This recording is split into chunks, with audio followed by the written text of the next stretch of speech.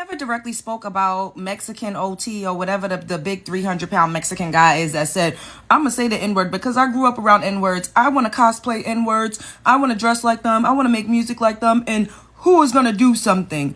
First of all, he said that after Cleotrapa, who is a Nigerian American, asked him, why does he feel like he could say the N-word or why does he say it? I just seen another African woman who's probably first gen, because I think that's what she said, get up here and make it seem like, oh, y'all just use this moment to be xenophobic, and the way he responded was very aggressive, and she's a woman, and there were so many black women in that room, and she reacted in a way that made... Ma'am, shut the fuck up. Because Cleotrapa did not have to ask that man that question in the first place. And I'm going to say this. If you are not a black American with a long lineage in this country, if your ancestors were not whipped, chained, tortured, beaten, eaten, if your hair was not used to stuff pillows and chairs with, if the babies in your direct lineage was not fed to crocodiles as used as alligator bait. Literally, white people in this country used to use our skin as leather and make shoes out of it. They would take our body parts and take them home and eat it. They literally consumed us, our blood.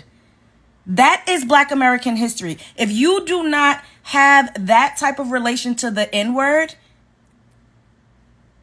then I don't think that you should be concerned with who could say it or who cannot. Why are you concerned with that? There's lots of things going on back home in whatever country it is that you come from initially, your lineage, I'm sure that you could concern yourself with. I'm sure there's plenty of things in your homeland that you could be an advocate for. Worrying about who's saying the N-word and lying and making it seem like we're all just xenophobic because we are setting boundaries and telling y'all to chill the fuck out is utterly insane. The gaslighting is ridiculous. And then this woman went on to say the word tether is a slur. Now y'all saying words are slurs that literally was never a slur. It's not a slur. It's a descriptor. It's a description word. Tether is not a slur. Your people were not tortured while being called tethers. If anything, being a tether is a privilege because you are able to come and migrate here and have the freedoms and the liberties because of the people that you're tethering yourself to. Because you look like us. We share the same hue of complexion. Phenotypically, we're similar. So it is a privilege to be a tether. Y'all want to make up new slurs, yet we're telling y'all that everybody should not be running around saying the N-word. And because we're setting that boundary, y'all are calling us xenophobic. Cleotrapa should have never asked that man that question in the first place. No, I didn't see not one fully black woman in that room. The other lady was a Caribbean, and Angela Lee is Asian.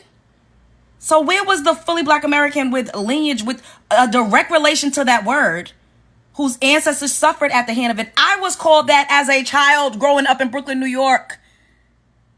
People that just got here, where they from, nobody was calling them the N-word as a racial slur. This shit is really pissing me off, and this conversation is getting played the fuck out. Mind your manners, stay in your lane. I would never move to Nigeria, bear children there, and tell my kids. I would never move to South Africa, have a child, and tell my kid, this is your place, this is you have a right to what their culture and their history is, and you could tell these motherfuckers to shut the fuck up because you know more than them about them. I would never do that. That's insane, and it's disrespectful. Spread love is the Brooklyn way.